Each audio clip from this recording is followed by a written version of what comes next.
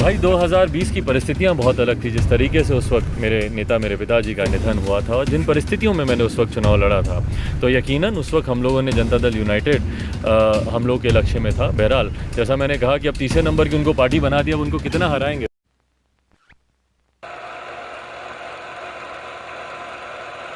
बिहार राजनीति का गढ़ है और बिहार की राजनीति लोगों को बहुत कुछ सिखाती है।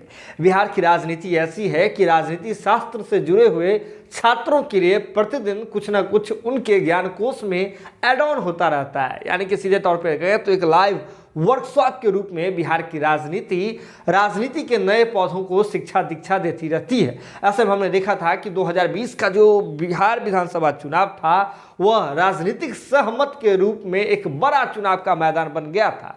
इसके बाद भी कहना पड़ा था, इस चुनाव के बाद ही इस तरह के वाक्य निकल करके सामने आए थे कि कौन साथ था कौन साथ नहीं था ये तो पता ही नहीं चला। बड़ी बात यह थी कि चिराग पासवान जी की पार्टी लोजपा और दूसरी ओर अगर बात करें तो नीतीश कुमार जी की पार्टी जदयू, इसके बीच में सीधी टक्कर हो गई थी। लोजपा अपने प्रत्याशी को नीतीश कुमार जी वाले सीट पर जहां जहां उनके पार्टी के प्रत्याशी थे वहां खड़े कर रही थी। ये तो कहने के लिए एनडीए के खिलाफ थी, लेकिन भाजपा के खिलाफ ज़्यादा नहीं हो करके वे जो है जदयू के खिलाफ अपनी सीटों अपने उम्मीदवारों को खड़ा कर रहे थे, सीटों को विधानसभा क्षेत्रों को चिन्हित कर करके।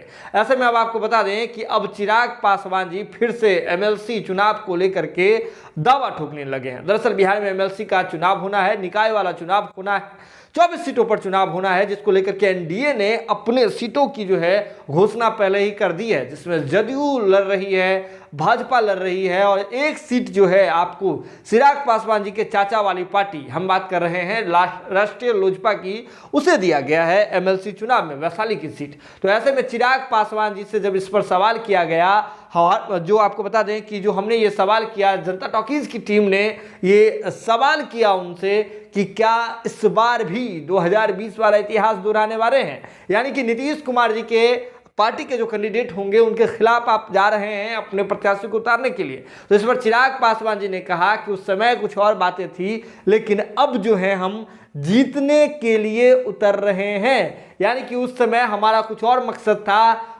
उसलिए हम उतरे थे, लेकिन अब जो है हम बस इस चुनाव में जीतने के लिए उतर रहे हैं। क्या कुछ कह रहे हैं आपको चिराग पासवान जी, आइए देखते हैं उनका ये वीडियो। उनके वीडियो को देखने के बाद सब कुछ दूध का दूध पानी का पानी हो जाएगा।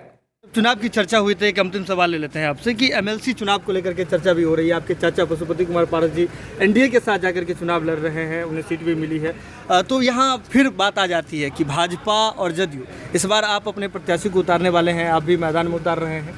तो ऐसे में प्रत्याशी किनके खिलाफ होंगे? सिर्फ नीतीश कुमार 2020 वाली स्थिति बनेगी या फिर भाई इस बार लोक जनशक्ति पार्टी रामविलास जीतने के लिए चुनाव लड़ रही है।